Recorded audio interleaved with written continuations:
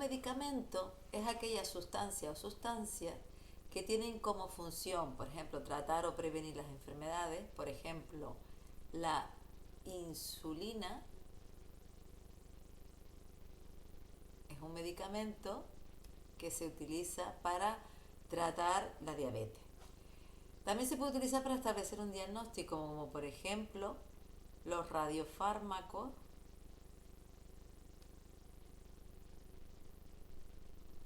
en los que, por ejemplo, hay un isótopo radioactivo unido a un marcador biológico, lo habíamos visto en otros temas, se utiliza para diagnosticar focos tumorales. También puede cubrir lo que son funciones fisiológicas. Por ejemplo, las células de la vagina secretan un lubricante, ¿vale?, para mantener la mucosa hidratada. En la menopausia, con la disminución de los estrógenos, no hay tanta producción de lubricante, ¿vale? Y ahí se queda vaginal. Entonces podemos utilizar lo que es un lubricante geles y utilizar un lubricante externo.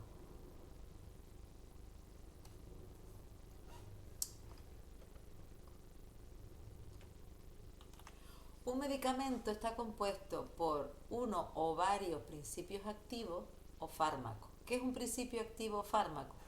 Es el componente del medicamento que tiene acción terapéutica, que tiene la acción que nosotros queremos. Por ejemplo, un comprimido para el dolor. Si yo tengo dolor, lo que quiero es un medicamento que me quite ese dolor, es decir, que tenga acción analgésica. Los excipientes, sin embargo, son componentes que no tienen actividad farmacológica, pero sin embargo acompañan al principio activo. ¿Para qué? Pues tienen distintas funciones. Por ejemplo, le da estabilidad, permite que sepa mejor el medicamento, permite que se conserve mejor, etc. Como habíamos dicho, un medicamento puede tener uno o varios principios activos. Por ejemplo, los componentes antigripales, los antigripales suele ser un ejemplo de un medicamento con muchos principios activos. Suelen tener pues paracetamol para el dolor y para la fiebre, un medicamento que disminuye la tos, un principio activo que disminuye la tos, otro principio activo que disminuye la mucosidad, etcétera. También suelen tener a lo mejor vitamina C, que también tiene un componente antiinflamatorio.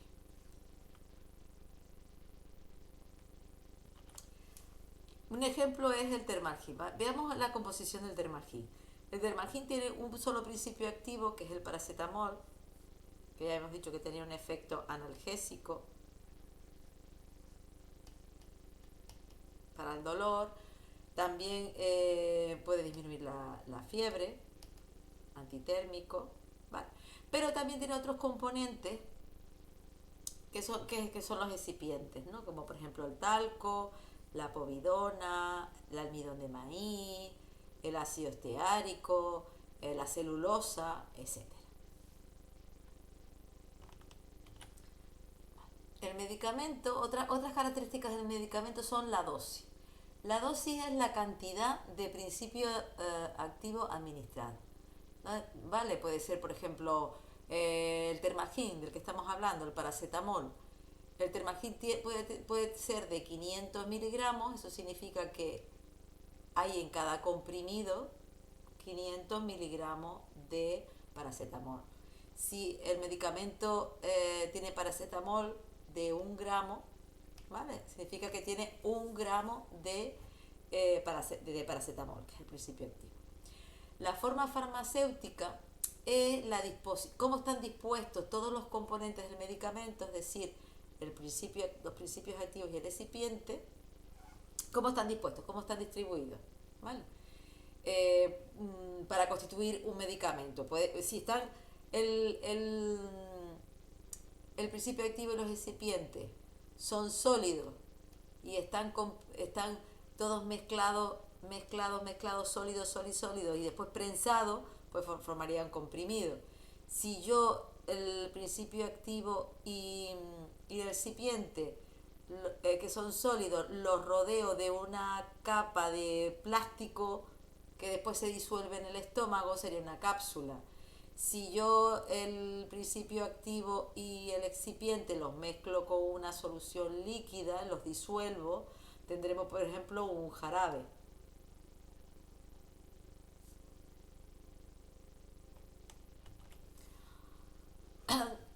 También vamos a ver el lugar elegido como, para que el fármaco entre en nuestro cuerpo, es decir, lugar fisiológico elegido para introducir el fármaco en nuestro cuerpo. Yo aquí tengo que llevar el fármaco, lo introduzco en el cuerpo y después el fármaco va a ir a la zona donde quiero que haga el efecto, que sería el órgano o tejido diana. ¿Vale? Bueno, pues según la forma en la que se introduce el fármaco en el cuerpo, pues podemos tener vía rectal, pues lo introduzco directamente en el ano, vía oral, lo introduzco en la boca, después pasa al esófago hasta el estómago y de ahí al intestino, vía sublingual debajo de la lengua hay muchos vasos sanguíneos, por tanto se absorbe rápidamente. Vía enteral es cuando introduzco el medicamento directamente en el estómago, por ejemplo por una sonda nasogástrica, intramuscular en el músculo, intravenosa directamente en la vena, subcutánea en el tejido subcutáneo, oftálmica en la conjuntiva, óptica en el oído, en el espacio epidural o dentro mismo de la articulación. Hay un concepto muy importante que reúne todos los procesos que tienen lugar en la farmacocinética, que es la regla Ladmer. ¿Qué significa esta regla? Bueno, vamos a ver, aquí está cuando yo introduzco el medicamento. Vale. ¿Qué es lo que ocurre? Bueno, pues el medicamento entra en nuestro cuerpo. Lo primero que tiene que ocurrir es que se libere el principio activo. Es decir, por ejemplo, si yo me tomo una cápsula y aquí dentro está el principio activo, la liberación consiste en que se derrite lo que es la cápsula, ¿vale? Y el principio activo se va separando del excipiente hasta que al final queda exactamente el principio activo solo, ¿vale? Bueno, el segundo proceso es la absorción. La absorción es el principio activo cuando pasa al torrente sanguíneo, la sangre. Eso es lo que es la absorción. Paso a la sangre del principio activo. La distribución es qué paso, qué camino tiene el principio activo en el cuerpo para llegar al objeto diana, al tejido diana donde yo quiero que haga efecto. ¿Vale? Vale, otro proceso importante es el del metabolismo. El metabolismo son todas aquellas reacciones químicas que pueden modificar la estructura del principio activo. Por ejemplo, hay muchos medicamentos que cuando yo los introduzco por vía oral, antes de pasar al torrente sanguíneo, a la circulación general, pasan primero por el hígado. Y en el hígado hay una serie de enzimas que destruyen, cambian químicamente el principio activo. Por tanto, muchas veces esta metabolización hace que necesitemos más cantidad de dosis del medicamento, ¿vale? Para que nos quede algo del medicamento sin metabolizar. Otro proceso importante es la excreción, que es la eliminación o expulsión del organismo del fármaco. Y otro proceso importante es la respuesta farmacológica, ¿no? ¿Cómo responde nuestro organismo? ¿Qué efecto produce en nuestro organismo el fármaco? Hay una serie de factores que influyen en la absorción de un fármaco, por ejemplo, la zona de administración. Cuanto más vascularizada sea, cuanto más vasos sanguíneos haya la zona donde yo lo administro, pues más rápidamente y más cantidad de medicamentos se absorbe. Por ejemplo, por eso es muy bueno la vía sublingual, debajo de la lengua, las pastillas, las capsulitas, debajo de la lengua hay muchos vasos sanguíneos. Eso hace que el fármaco, mucha cantidad de fármaco se pueda absorber, o sea, llegar a la sangre en poco tiempo. La forma farmacéutica también es importante. Todas aquellas formas farmacéuticas que son líquidas llegan, se liberan mucho más rápidamente y llegan más rápidamente a sangre. El paso por el hígado de los fármacos que se absorben por vía gastrointestinal, es decir, la vía oral, pues tienen un impedimento, porque es que antes de llegar a la circulación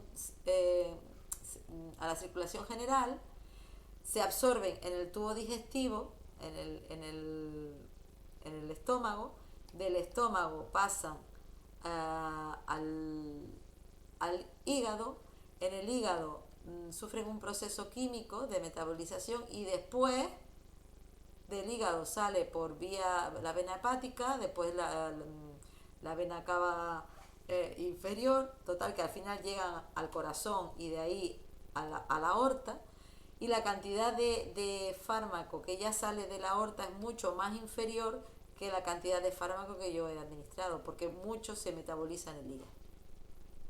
La vía de administración también es muy importante, es mucho más rápida las que vienen por punción. Hombre, las que son intravenosas y metes el fármaco directamente en vena son las más rápidas. Después estaría la intramuscular, en el músculo, después la subcutánea.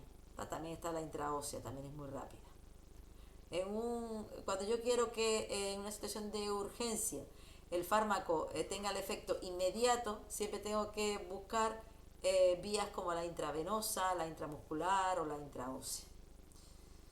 Después ya depende también de factores individuales del paciente. Hay pacientes que le hace efecto más rápido o mayor efecto un medicamento que otro.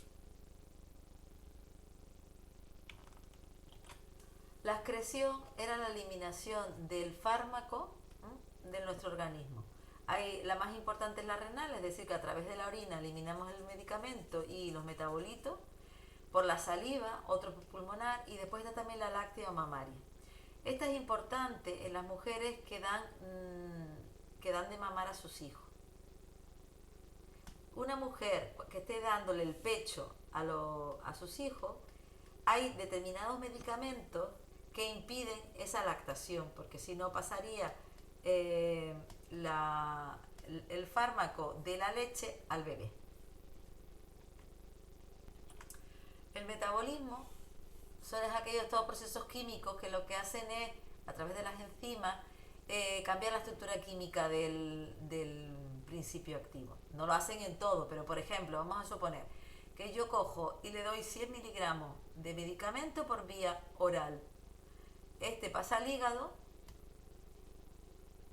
y al pasar por el hígado, 50 miligramos de fármaco es metabolizado, de tal forma que solo 50 miligramos, ¿vale? Solo 50 miligramos son los que alcanzan el torrente sanguíneo.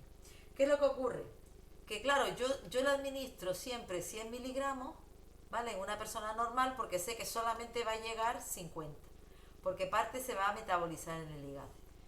Lo que ocurre es que esta dosis hay que ajustarla a lo mejor en personas que padezcan del hígado, porque las personas que padecen del hígado, sus procesos de metabolismo no están funcionando bien. Y entonces 100 miligramos va a ser mucho, porque si no se metaboliza, a la sangre no llega a 50, llega a 100. Vale, y por último, la distribución, que era el camino que tiene que recorrer el medicamento desde que llega desde la sangre hasta que llegue al tejido diana. ¿Vale? Bueno, pues el principio activo viaja por la sangre de dos formas. Solo, es decir, la fracción libre, solo el principio activo disuelto en la sangre, y esta es la que puede llegar a los tejidos y la que tiene el efecto. Y la fracción unida a proteínas plasmáticas, bueno, pues esto es como si fuera un carrito, un taxi. Esta porción es inactiva, pero te puede tener dos funciones, o como transporte o como reserva de fármaco.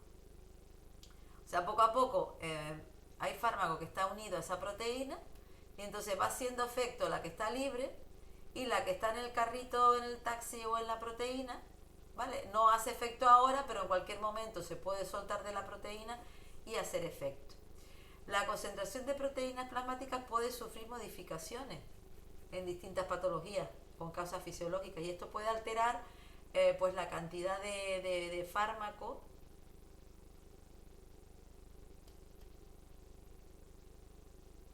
que llega a la diana. Y bueno, esto es todo.